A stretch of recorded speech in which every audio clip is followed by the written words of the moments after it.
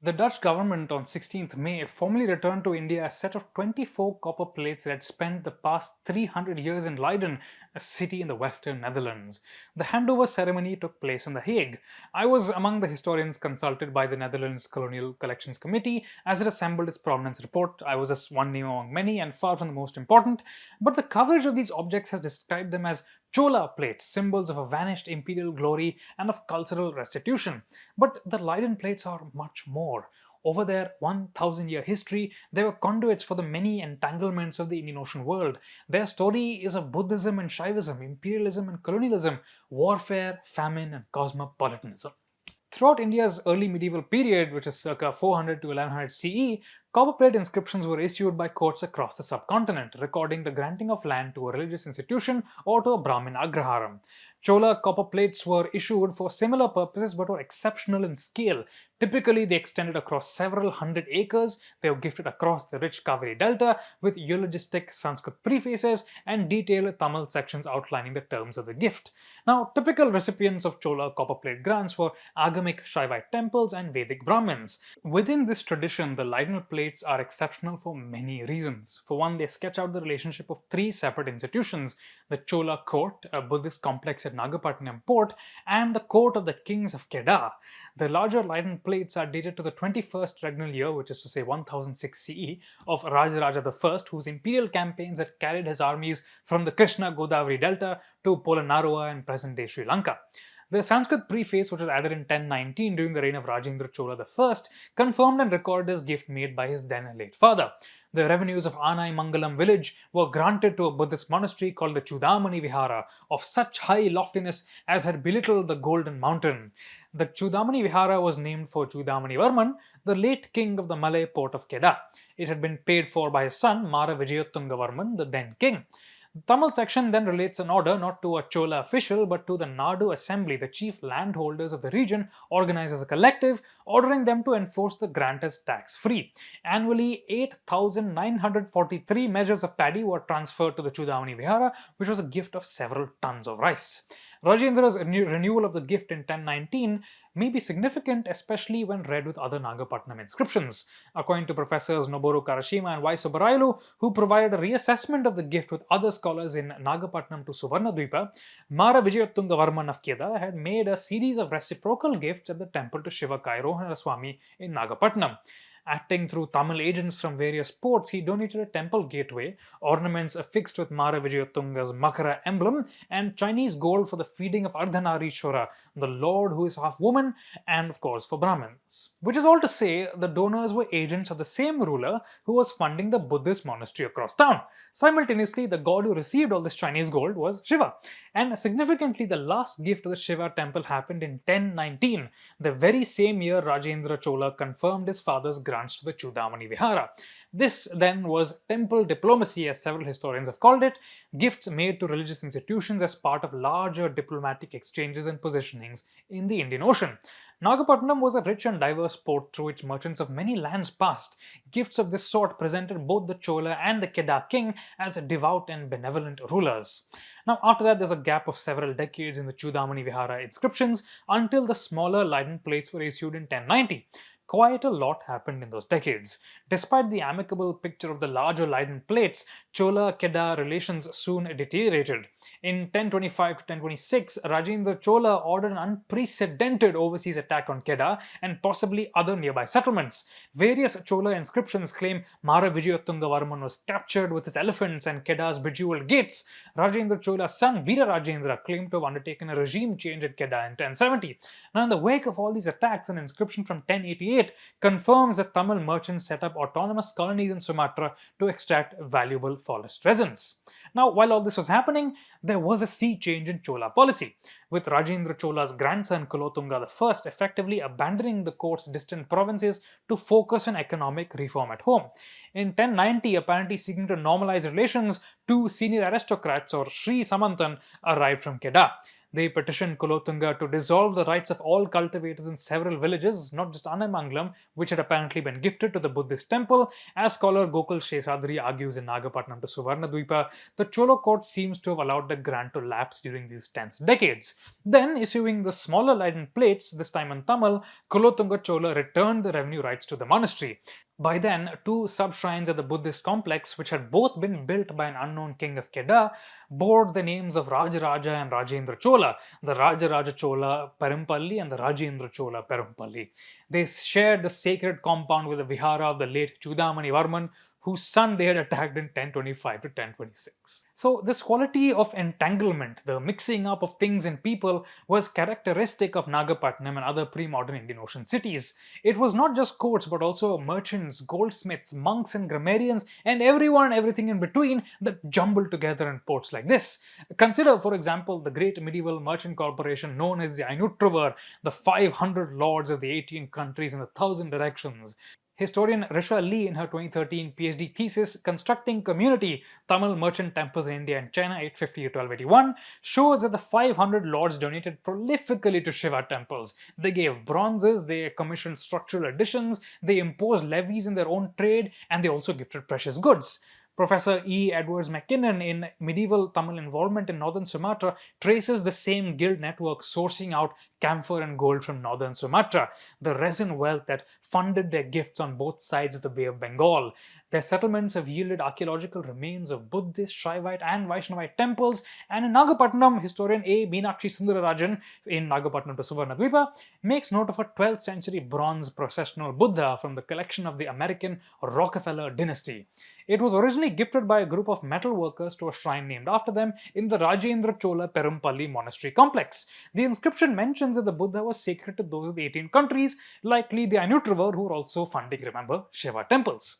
So, was there some connection between the gold obtained by the Ainutrover in Sumatra, their Buddhist temples there, and this Buddhist gift in Nagapattinam?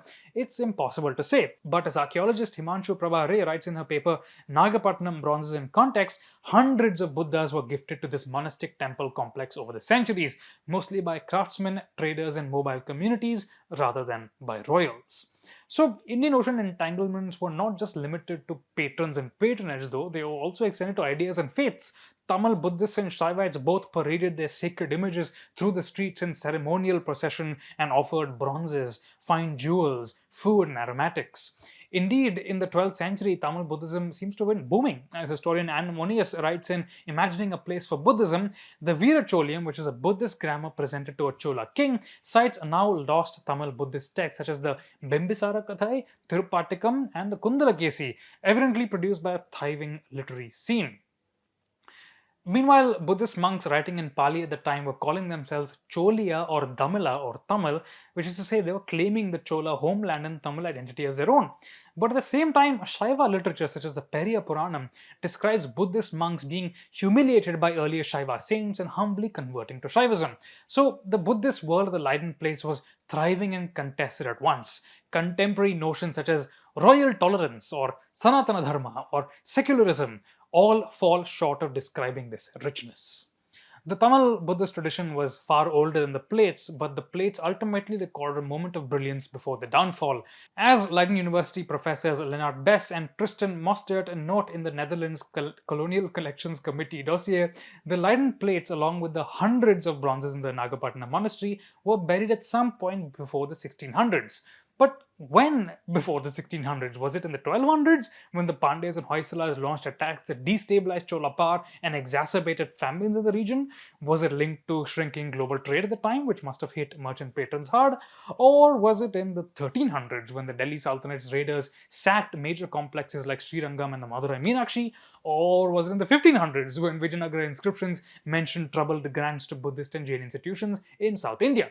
Either way, it seems that without reliable royal patronage, without extensive landholdings, and without the political value attached to Hindu temple complexes, no returning Buddhists re-established the Nagapattinam complex after the burial of the plates and bronzes. Aside from the ancient Manimekalai and the medieval Veeracholium grammar, little of Tamil Buddhism would survive the upheavals of centuries. The Dutch East India Company, or the VOC, captured Nagapattinam from the Portuguese in 1658 and shifted their Coromandel headquarters there in 1690.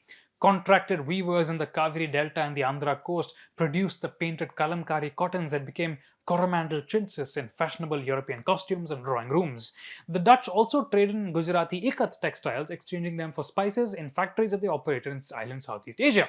Now, it's because of this exchange that so many heritage Indian textiles survive in Indonesia as heirlooms passed down family to family. In fact, at least as many textiles from this period survive in Southeast Asia as in India today. But in addition to trading in textiles and spices, the VOC also trafficked people. That's a history that has found absolutely no space in Indian media coverage. In his paper, The World's Oldest Trade, historian Marcus Wink documents the famine slave cycle.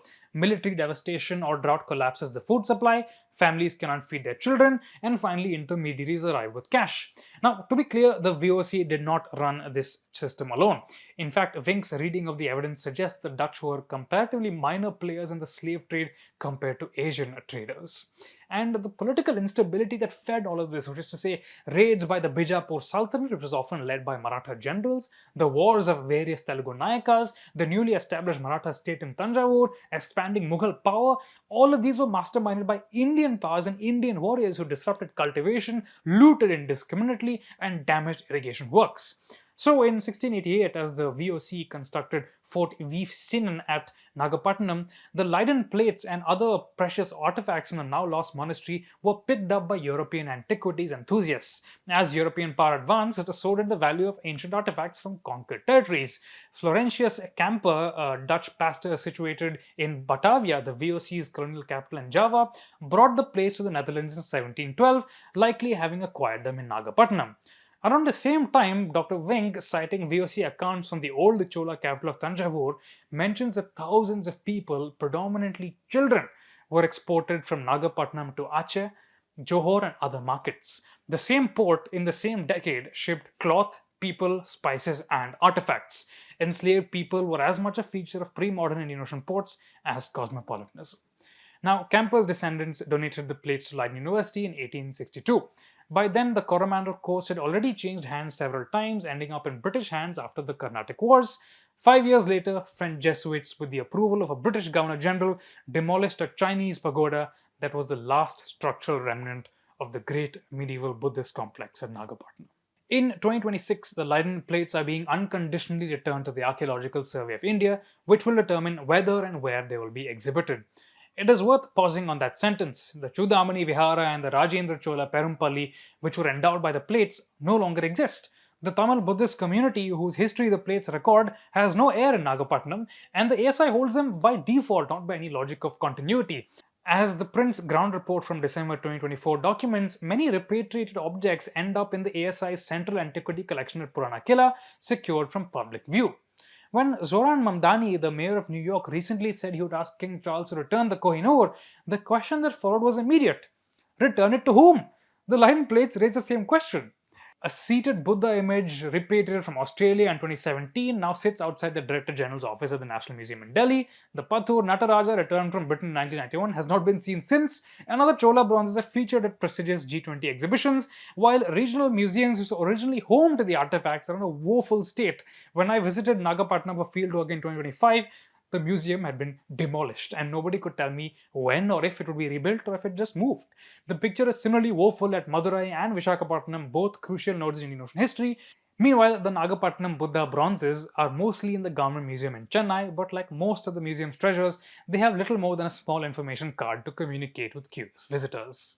Basically, the repatriation of Indian artifacts seems to involve two tracks. First, is a media circus giving the credit to muscular foreign policy and the Prime Minister, but we would know little about medieval Nagapattinam not for Karashima and Subarailu's work on its inscriptions, Ray on its bronzes, Meccan on its guild networks, Monius on its literary culture, and many, many others.